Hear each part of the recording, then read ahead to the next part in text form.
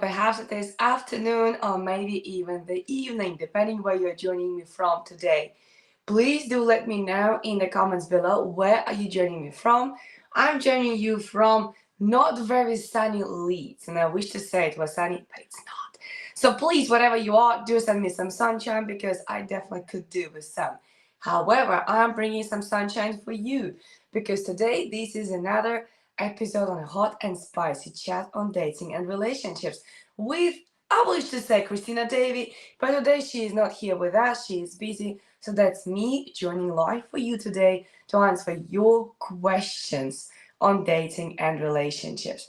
And actually, I have something exciting to bring today to the conversation. It's a question that actually was addressed at my relationship mastery intensive, which was this Monday. By the way, do join me to my next relationship mastery intensive, which is happening online every second Tuesday of the month. In April, I did have to change the date because of my birthday celebrations, but typically it is happening every second Monday of the month, and we dive deep into relationships with people from around the world for 2 hours. So please join me next time. It is on the 13th of May, and I'll make sure to share the link for you in the comments below. So, one of the questions that was actually addressed at my event on Monday was how to be more feminine. And it happens to be that on that day we had primarily women. I mean, we only had women on that day. That was not made that way, it just happens to be that way, which was quite fascinating, I think. So, it was really great discussion there. It was fascinating to see how many women actually did not know how to shift into their feminine or how to maintain that feminine energy during the day. And let's just address this big topic straight away that we all have two energies, feminine and masculine. Man and woman, regardless of your gender, you have both energies within yourself. For the relationship to work out, you need polarity.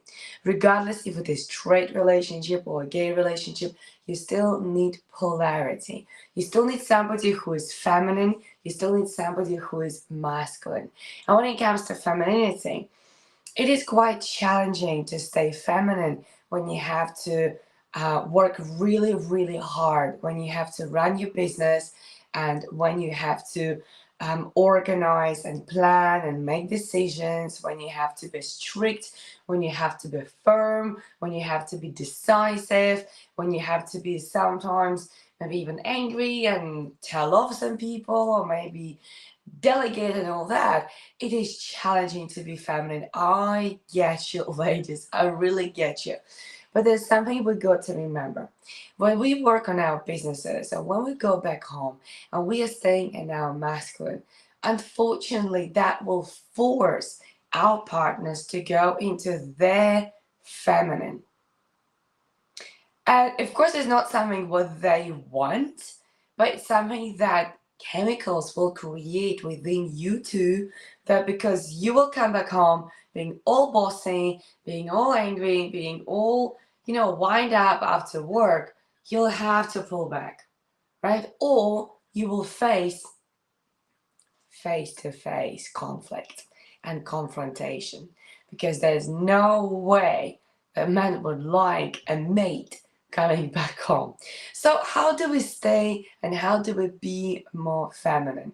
It's something that you can practice every day. It is easy, it is simple, and I would love to hear your examples and your tips and your ways how to remain more feminine. And guys, watch this until the very end because I will share the link, not the link, I will share the information about how can you help your woman to be more feminine even when she came back home all masculine. It will be quite fascinating, very easy. You'll be able to deal with that in absolutely no time.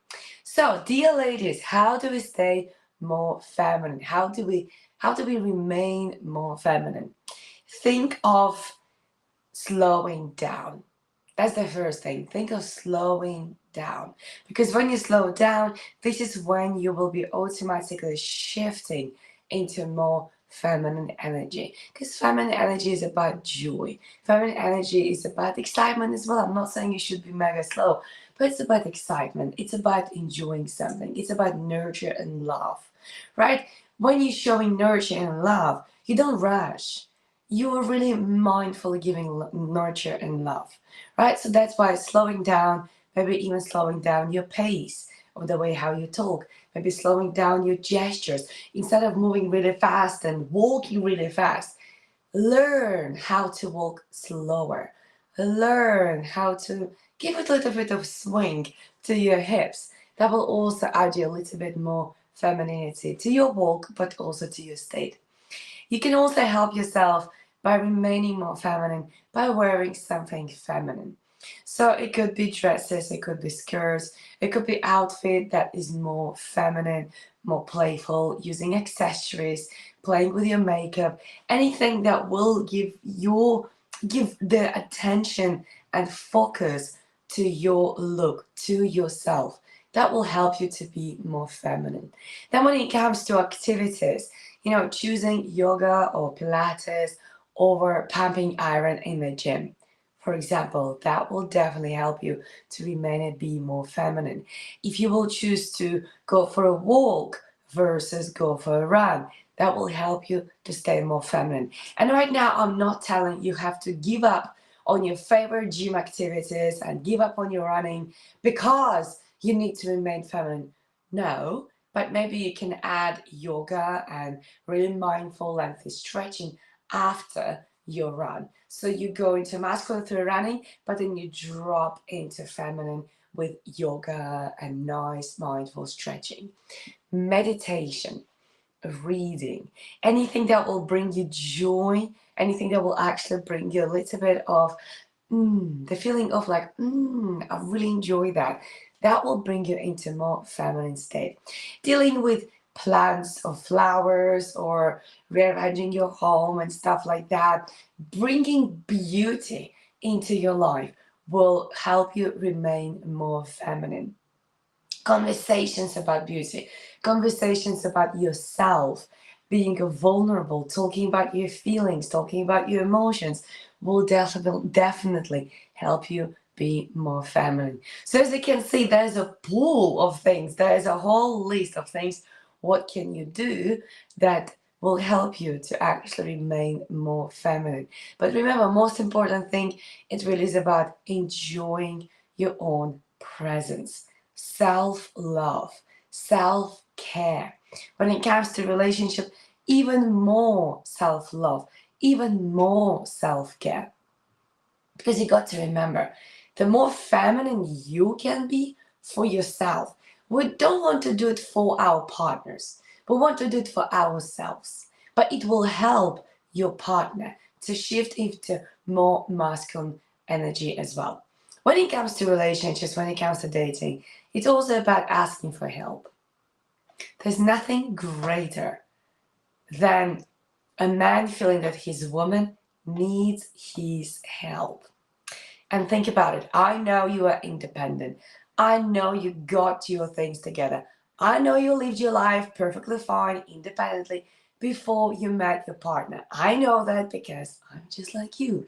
However, when you're with your partner, think about it. Right now, they don't have to go and kill a mammoth to bring it back to the cave to feed you. You can feed yourself. Right now, he doesn't have to go and kill tigers out there outside of the cave in order to prove that he can protect you. So realistically, there's not many ways how a man can nowadays show that he's the one who will protect you, that he's the one who is providing for you. He's the one to really look after you going forward. So that's why many of them, they struggle. Trust me, I speak to many men who literally say this: I struggle with women being so masculine because I can't show up. I want to show up. I want to take care of my woman, but she does everything by herself. So do me a favor. What's the difference that will make in your relationship when you will start asking your man for help? It could be something little, it could be something big. It could be anything like, honey, my car needs maintenance. Could you please organize somebody that, could look after it and take to garage and maybe do the service, right? It could be lifting something. I love even doing this experiment in the shop when you go to the shop and then you need something from tall shelf or somewhere else, and you just ask them, excuse me, can I please ask you for help? Their face lightens up. We have nothing to do with the relationship here, right? But their face lightens up because, hey, somebody asked for help. And of course, internally, men turn into little supermans, right? They turn into little supermans and they want to actually go out there and help and save the world.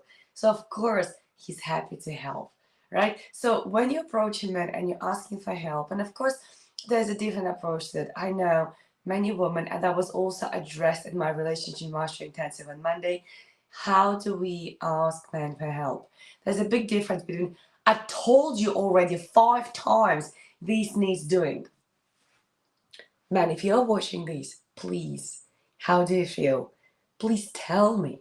How does it feel like when a woman tells you that? I told you already 5 times this needs doing. When are you going to do that? I'm just waiting for responses. Versus if you would say, honey, or my darling, depending how you call your honey, honey, when you have chance, you give them option. You give them option to choose when would be great for them to do it. It's not an order. You're not their mama. You're not their mama. You are their wife. You are their girlfriend. You are their partner, right? So when you have a chance, could you please help me with? And these two phrases combined in one sentence makes a huge difference between I told you 5 times already to do X, Y, Z. When finally will you do it? Which is blame, which is anger, which is criticism. Versus, honey, when you have some time, could you please help me with? You give them a choice. You give them ownership of making the decision when they will do it. And you're also asking for help. You're not commanding like a general in the army. You're asking for help. You're being kind. You're being nice to them. And that's exactly what femininity is all about. It is about being nice. And that will make a huge difference to your communication in your relationship. Guaranteed. Try it. Don't just believe me. Just go ahead and try it. When it comes to men, your wife, your girlfriend, your partner comes back from work. She's furious, she's angry, she's in her boss's stage. She's like, oh, rah, rah, rah. She's going rah, rah, rah, like a dog. Fuff, fuff, fuff. What can you do to help her to drop into her feminine? First thing first, get her code. Say, honey, let me just put it away for you, right? Just show her a sign you're here to take care of her, right? But second, what you can do, the minute it's possible, I'm not saying straight away go grab her, but the minute whenever it's possible, come and give her a hug. A really long cuddle. The longer, the better. Give her a hug and just say, honey, come here. I missed you so much. Where have you been? Come here, let me give you a hug.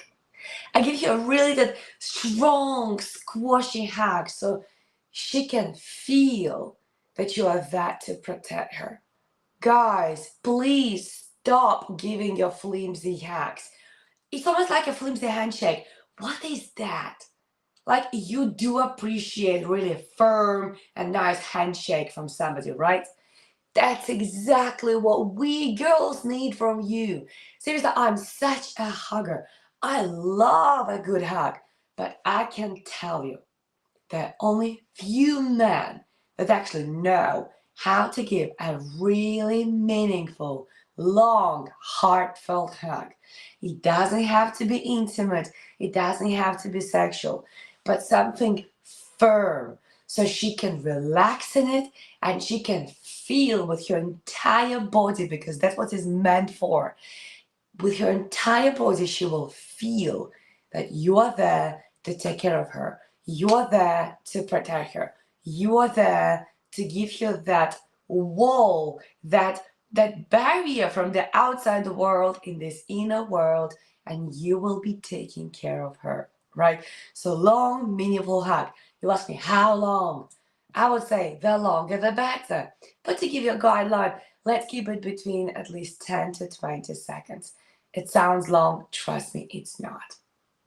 And eventually you will learn.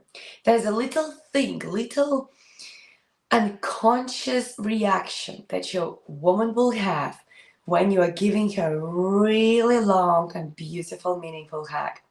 You will feel her body relaxing, it will just drop. It will be 2 millimeter drop, 2 millimeter difference, which will make a huge difference to the rest of your evening. Right? Her shoulders will just drop. She might even give this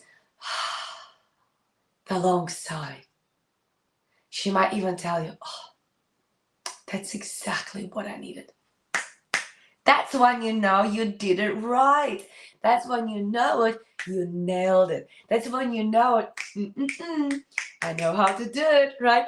So just practice, practice, practice, practice, practice on your sisters, practice on your female friends, practice, practice, practice. Remember, even if you see her not dropping, give her even stronger cuddle. And allow her to just drop. Second thing, it's so cute, and that just makes all of us melt. We're just melting when it happens. It's when you give us a kiss either into our forehead or top of our heads. That is just so beautiful. That is just so meaningful. That is just so unique. This is something that will make your woman drop into your feminine as well. Because that makes us feel like a little girl. Because our daddies, our moms used to do that. So we are trained. We have a trigger, positive trigger, of course. We have a trigger that whenever you give us a kiss into our forehead, on top of our head into our head, we just feel like, oh, I'm like a little girl. Because we were programmed to feel that way. Maybe not all of us, maybe not everybody had that, but that will definitely help. And if your woman never had it before, that will just throw her out of your system. She'll be like, that's so special. That is so special. So when you give her that meaningful, long, beautiful cuddle, and then you kiss her into your forehead, she'll be just like, wow, my whole world has changed, right? So can you see how this, with two little gestures, you will just make your world. And trust me, whatever energy she was bringing in back home, she will be a lot more calmer. Whatever happened that day, she might be even feeling emotional. She might. Don't be afraid of that. When your woman shows her emotions, that's a sign of her being in her feminine state. Why? Because your mate is not crying, and so does not masculine women. So when your woman is showing emotions, that's a sign for you you're doing something right. You're standing in your strong masculine energy, allowing her, giving her space to be in her feminine. So pat yourself on the shoulder. You did such a great job. And the last thing which you can do, I mean, this is not the least, it's just because I'm running out of time here, right? But the one more thing that you can do to help your woman to go into more feminine is just to let her talk. Guys, please learn. When woman talks, she just, underline, bold, just wants to talk, right? When you guys talk, that's because there is an issue. You either talk something, whatever, or if you really open up at all, because eventually there'll be, so guys, who do you know? So guys, I need some help, right? Your talk is different from our talk. You got to remember that. So that's why when your woman has a chance to talk, please give her opportunity to really talk it out. We have a thing, talk it out, right? So the next thing what you can do after meaningful cuddle, after gentle kiss into her forehead or top of her head is just to ask her, honey, now tell me, how was your day? And you will see the difference. If she would before, maybe yesterday, day before, she'll be like coming back home and saying, "Oh my God, you won't believe what happened." And she would go full on into aggressive and masculine blast about somebody and so on. She will be bringing different energy into that. She will be talking about what happened that day totally differently. She will give you more details, a more detailed day. There'll be many things that happened that day, which of course in most cases, they don't really matter. Like I can tell you straight away, sometimes what we say doesn't matter. But we do describe that we had to talk to this person and she was wearing these, and can you imagine right now in her life is actually happening? And by the way, did you know that da da da? We know those details are not important, but that's how we are wired. That's how we are wired. We are wired to pass on as much information as possible. We are wired like that because back in the cave times, we were the ones responsible for passing on the recipes. There was no social media. We were responsible for passing on the knowledge, which berries, which mushrooms, which vegetables, which whatever is good and what is not good to our next generations and to each other. So we are designed, we're anthropologically designed. It's primitive set up within us to pass on details, to describe things in details. So if your woman is going into details and telling you 90% of what you don't need to know and all 10% of facts, you did something right. You allowed her to stay in her feminine zone. You gave her space. And right now, she's doing exactly that. She's enjoying her feminine space. She might giggle in the middle. She might be very emotional. Or can you imagine? She'll have all the gestures. Allow her to play with that. She is like that little stream, the little fountain of energy when she's in her feminine, right? So allow her to be in her this burstful, this fountain feminine energy when she's in your masculine presence.